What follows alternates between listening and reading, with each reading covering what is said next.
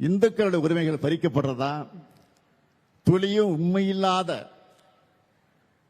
குற்றச்சாட்டை உள்துறை அமைச்சர் சொல்வது அவருடைய பதவிக்கு கண்ணியம் அல்ல. உண்மையை சொல்லணும்னா கலவரம் செய்யவும் குழப்பம் எடுத்தவும் நினைக்கிறவங்களோட எண்ணம் தான் தமிழ்நாட்டில் ஈடேறல. அது இனியும் நடக்காது, நடக்க விட மாட்டோம். இந்த ஸ்டாலின் இருக்கிற வரை அது நடக்கவே நடக்காது.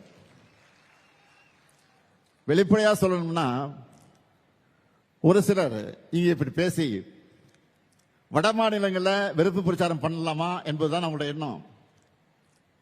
தமிழ்நாடு வந்த உள்துறை அமைச்சர் அவதூறு மட்டும் பரப்பிட்டு போகல, ஒரு நல்ல காரியத்தையும் பண்ணிட்டு போயிருக்காரு. நாம கேட்க வேண்டிய கேள்வியை அவரே கேட்டுட்டாரு. நம்மோட வேலையை அவர் ஈஸியாக்கிட்டாரு. அதுக்காக நான் அவருக்கு நன்றி சொல்ல விரும்புகிறேன். தமிழ்நாட்டில் மோடி ஆட்சி அமையணுமா வேணாமான்னு மக்களை பார்த்து அமித்ஷா கேட்டிருக்காரு. ஐயா, இதையே தான் நாங்களும் சொல்றோம்.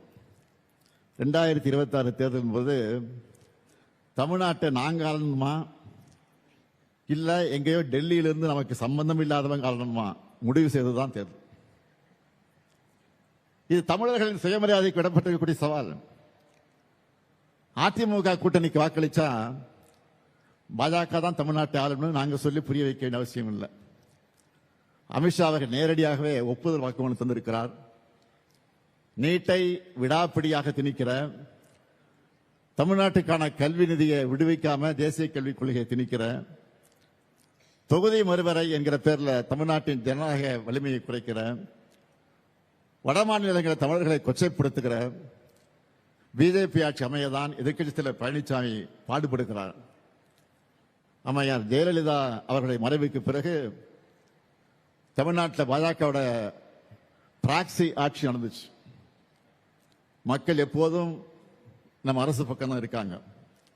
திரும்பவும் நாங்க தான் வருவோம், நல்லாட்சியை தொடருவோம்.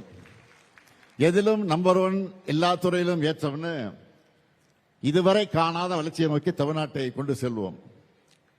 திராவிட மாடல் 2.0 இன்னும் பெரிய சாதனைகளை படைப்போம்.